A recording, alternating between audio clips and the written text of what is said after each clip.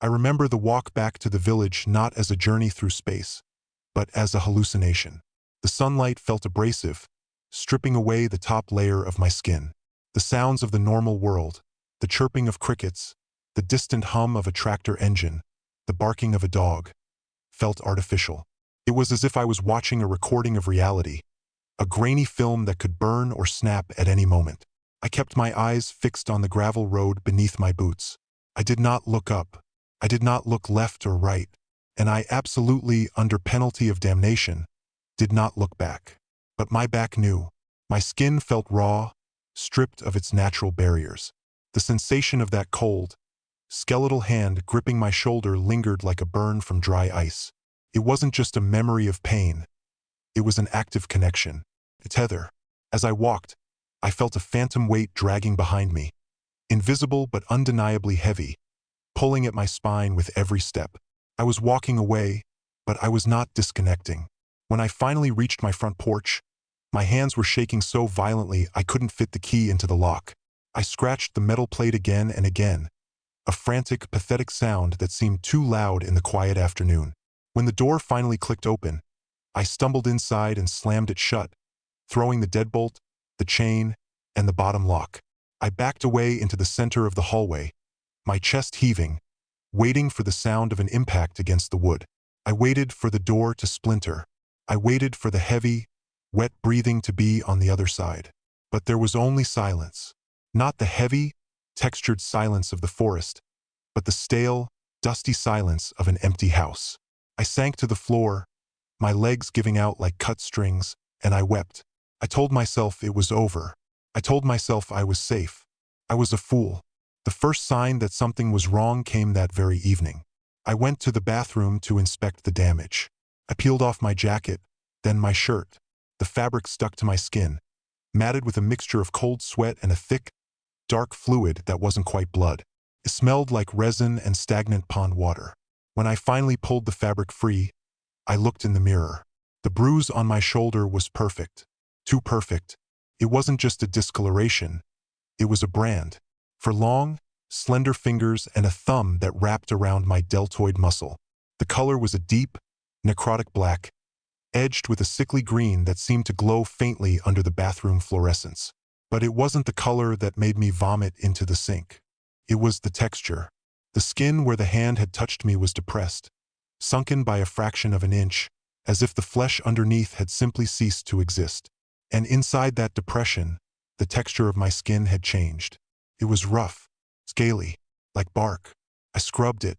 I took a stiff bristled brush and soap and I scrubbed until the surrounding skin was raw and bleeding, until the water swirling down the drain turned pink. But the black mark didn't fade. It didn't even bleed.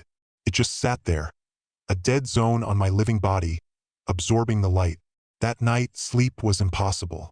I lay in bed with all the lights on, staring at the ceiling fan spinning its hypnotic, rhythmic circle. Every time I closed my eyes, I was back in the pines. I could smell the ozone and the rot. I could hear the wet, sliding footsteps. But it was worse than memory. When I drifted into a microsleep, a momentary lapse of consciousness, I didn't dream of being chased. I dreamed I was the forest. I dreamed my legs were roots burrowing into the decomposing earth. I dreamed my fingers were branches snapping in the wind. I dreamed I was breathing, but my lungs were filled with black sap. I woke up screaming, thrashing against sheets that felt like they were trying to strangle me. It was 3 a.m., the witching hour. The house was silent, but the temperature had dropped. I could see my breath in the air, white puffs of vapor rising toward the ceiling. I checked the thermostat. It was set to 70 degrees. The furnace was running. I could hear the blower fan humming in the basement, but the room was freezing. I sat up, wrapping the duvet around my shoulders, and that's when I saw it. On the floor, near the foot of my bed, a small pile of pine needles. I stared at them for a long time. My brain tried to rationalize it. I had tracked them in on my boots. They had fallen off my clothes. It was simple physics, cause and effect. But I knew the truth. I had undressed in the bathroom. I had left my clothes in a pile by the shower. I had walked barefoot to the bedroom. The floor had been clean when I went to bed. I got out of bed, moving slowly, and knelt to examine them. They were dark, almost black, and they were wet, not damp. Bit. As if they had just been pulled from a rain-soaked forest floor. I reached out to touch one, and it disintegrated under my finger, turning into a smear of black ash that smelled of old smoke. Day 2 was when the auditory hallucinations began. Or at least I hoped they were hallucinations. I was in the kitchen, making coffee, trying to ground myself in the routine of normalcy. The smell of the coffee should have been comforting. Instead, it smelled metallic, like blood. I drank it anyway, desperate for the caffeine, desperate to wake up from this nightmare. As I stood by the sink, washing the cup, I heard it. A scratch. Light, tentative, coming from inside the wall.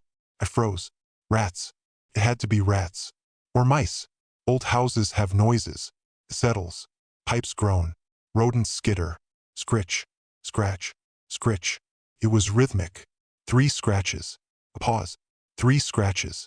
A pause. I leaned closer to the drywall, pressing my ear against the paint. The sound changed. It wasn't scratching. It was tapping. Gentle, deliberate tapping, like a finger testing the strength of a barrier. And then a whisper. Faint, muffled by the insulation and the studs, but distinct. Let me in. I recoiled, dropping the coffee mug. It shattered on the tiles, the ceramic shards exploding outward.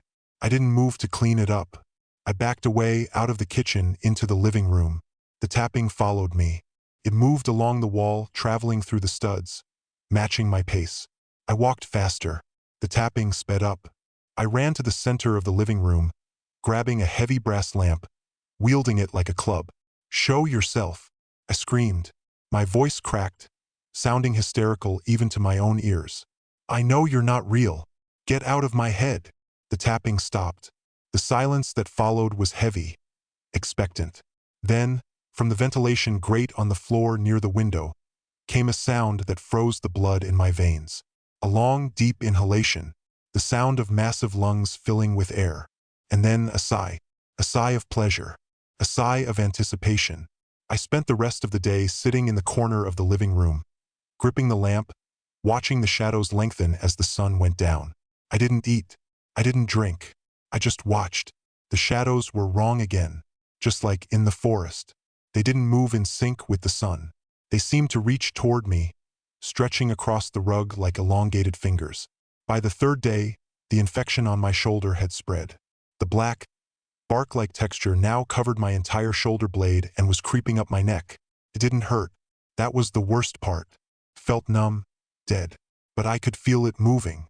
Underneath the hardened skin, something was shifting, rippling, like worms moving under a layer of dried mud.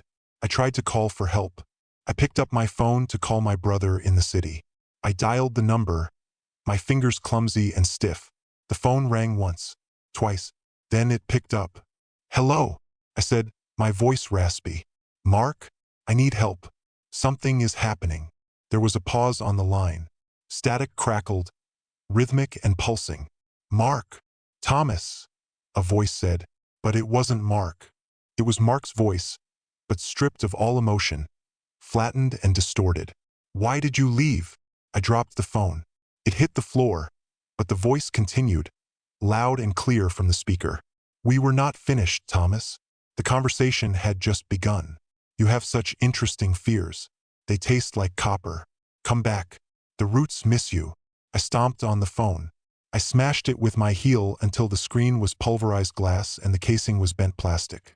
I kicked the pieces under the sofa. But the silence that filled the room afterwards was smug. It had made its point. I was isolated. Electronically, physically, spiritually. On day 4, the house began to change physically. I woke up to find that the hallway was longer than it should be. I counted the steps from my bedroom to the bathroom. Usually it was 12 steps. Today it was 20. The perspective was stretched, warped. The doors to the spare rooms were slightly smaller, slightly skewed, as if the house was grimacing. And the smell was everywhere now. The smell of pine and wet earth and rot. It was in the upholstery of the couch. It was in my clothes. It was in the food I tried to eat. I opened a can of soup, and it smelled like stagnant water. I threw it across the room. I decided I had to leave. I couldn't stay here. The house was becoming an extension of the forest. The infection was spreading. I grabbed my car keys and ran out the front door, not bothering to lock it. I sprinted to my car, jumped in, and cranked the engine. It roared to life, the most beautiful sound I had ever heard. I threw it in reverse, backed out of the driveway, and floored it down the road toward the highway. I drove like a maniac, watching the speedometer climb. 60, 70, 80. I needed to get to the city, to people, to hospitals, to lights that never went out. I drove for an hour. The scenery blurred past. Fields, telephone poles, fences. I should have reached the highway intersection by now. I checked the time. I had been driving for 60 minutes. I looked at the road signs. Pine Creek, 5 miles. I frowned. That was impossible. I was driving away from Pine Creek. I pressed the gas pedal harder.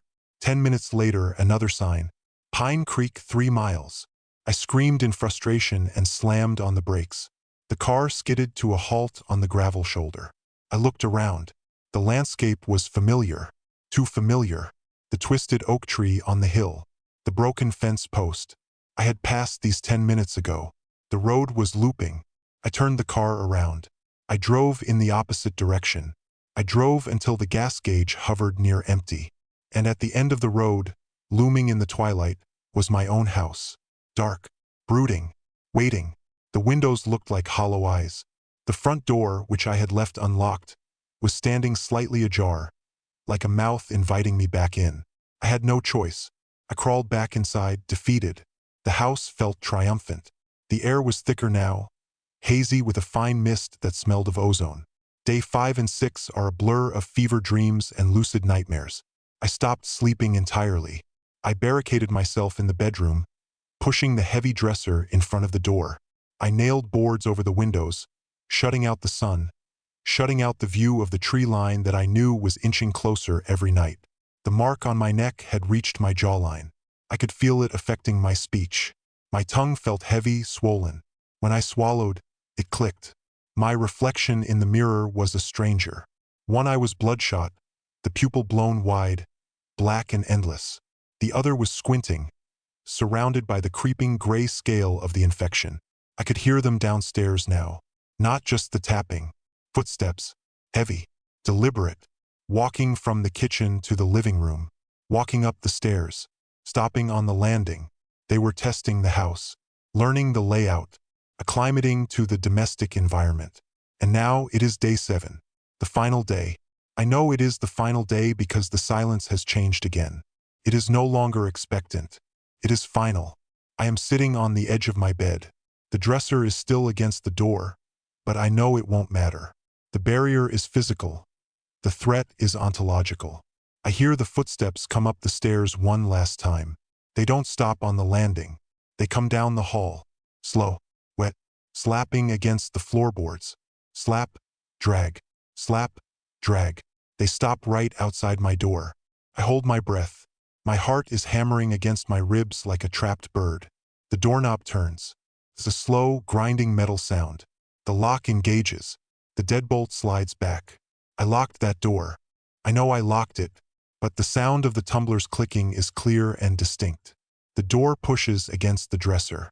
The heavy oak furniture, filled with clothes, slides across the floor as if it weighs nothing. The wood groans. The nails screech. The door opens a crack. Just an inch. Darkness spills in. Not the absence of light, but a physical substance. A black fog that rolls across the floor, cold and heavy. And from the crack, a voice speaks. It is right there, right at the opening. Thomas, it whispers. You forgot to say goodbye. The dresser did not fall over. It simply ceased to be an obstacle. The wood of the heavy oak drawers seemed to groan in submission, sliding across the floorboards with a screech that sounded like a wounded animal.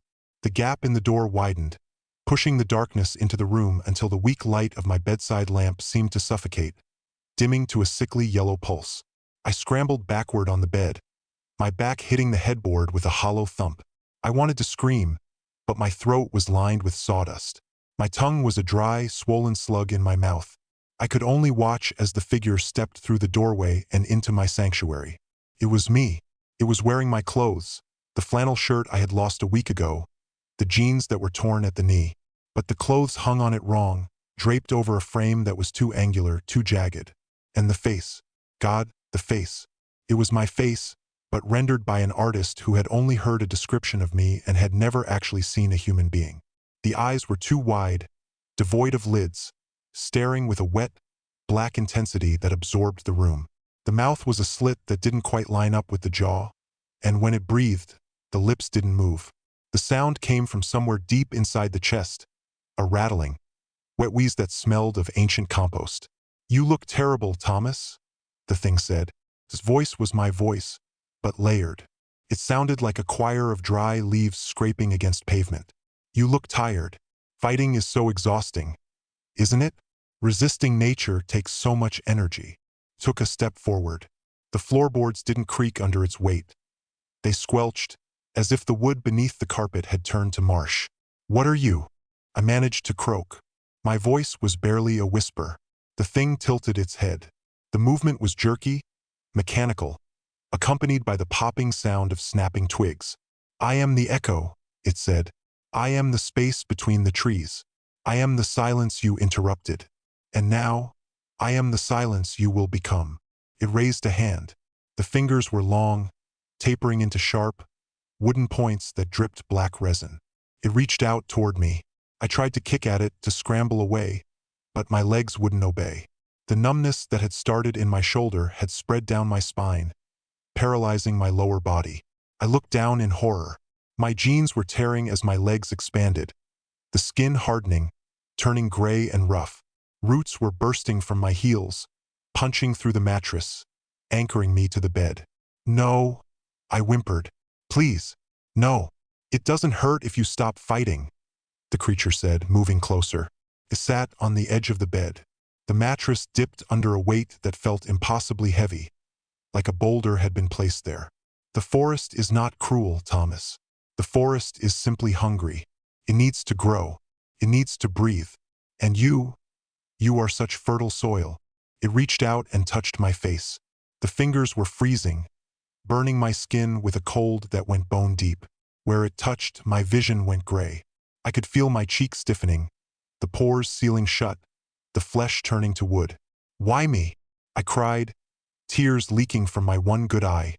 The tears were thick and dark, like sap. "Because you looked back," it whispered, leaning in close. Its breath washed over me, smelling of pine needles and decay.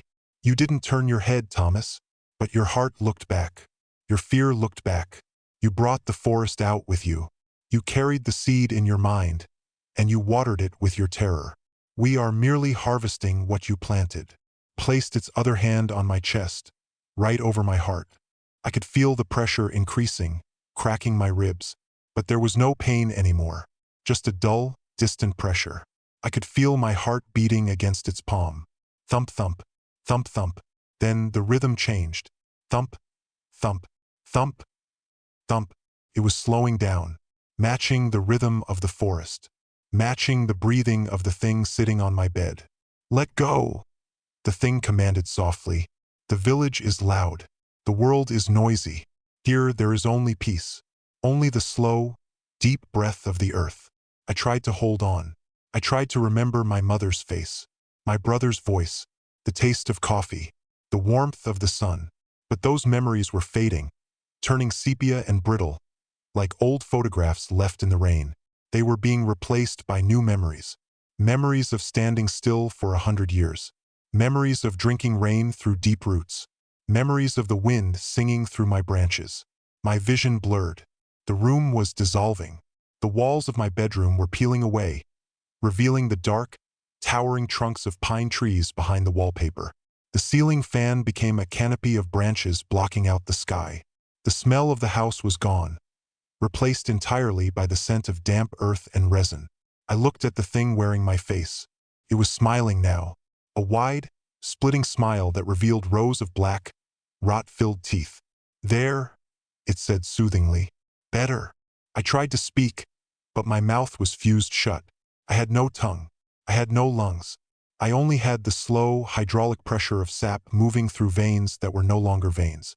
"Good," the entity said, standing up, It looked down at me.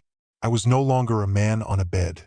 I was a gnarled, twisted shape, half flesh, half wood, rooted into the floor of what used to be my room. You will make a fine addition to the grove. You have a strong heart. It will beat for us for a long time. The entity walked to the door.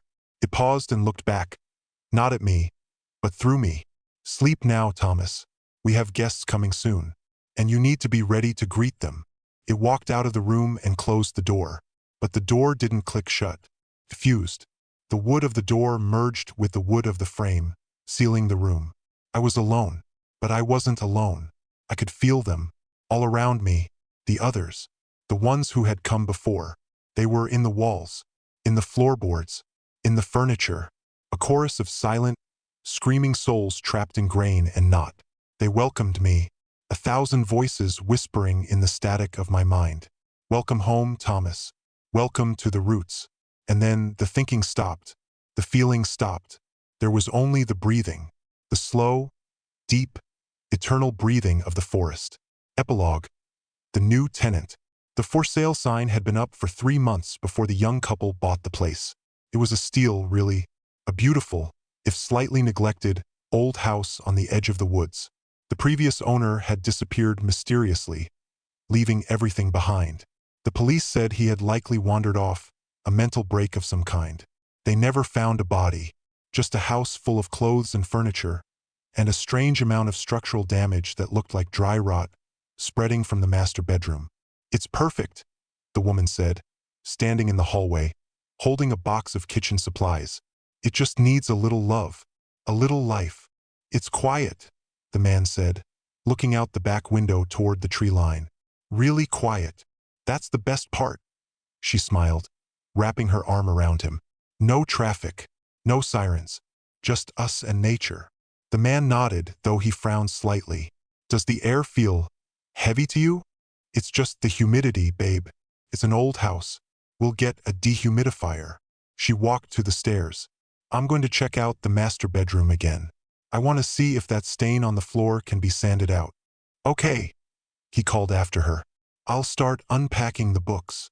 He watched her go up the stairs. He heard her footsteps in the hallway above. Light, happy. Then he heard a door open. Honey? She called down. Her voice sounded strange, confused. Yeah. Did we leave the window open up here? No, I don't think so. Why? There are pine needles on the floor. A lot of them. And it smells like. She stopped speaking. The man stood still in the living room. The silence of the house suddenly felt very loud. Babe? He called out. No answer. Sarah? He started walking toward the stairs. Above him, the floorboards creaked. But it wasn't the sound of a woman walking. It was a heavy, deliberate sound. Crunch. Step. Slide. He froze, his hand on the banister. Sarah, stop messing around. You're scaring me. From the top of the stairs, a shadow stretched down the wall. It was long, too long, and the shape of the head was wrong. Sarah isn't here anymore. A voice whispered from the top landing. It sounded like wind rushing through a tunnel. But we are. The man looked up. Standing at the top of the stairs was his wife. She was smiling, but her eyes were black, and her skin looked like it had been painted over with gray clay. She took a step down, then another. Her movements were jerky, unnatural. We have been waiting for you, she said, and behind her, the darkness of the hallway seemed to expand, filling with the towering shapes of trees that shouldn't fit inside a house. The forest was getting lonely, and Thomas is so eager to meet you. The man turned to run. He scrambled for the front door, his fingers fumbling with the lock. Click. The lock wouldn't turn. It was fused. The metal had turned to wood. The door was solid oak. No seams, no hinges. He backed away, hyperventilating. The living room was shrinking. The walls were pushing in. The windows were gone, replaced by thick, interlaced branches. Don't fight it, the thing that looked like his wife said, reaching the bottom of the stairs. It's peaceful in the shade. It's quiet. She reached out a hand. Her fingers were lengthening, turning into twigs. Just breathe, she whispered. Just breathe with us. The man opened his mouth to scream, but the sound was swallowed by the sudden, overwhelming roar of wind and the smell of ancient pine. The house settled, the forest breathed, and the silence returned, heavier than before. Waiting, always waiting,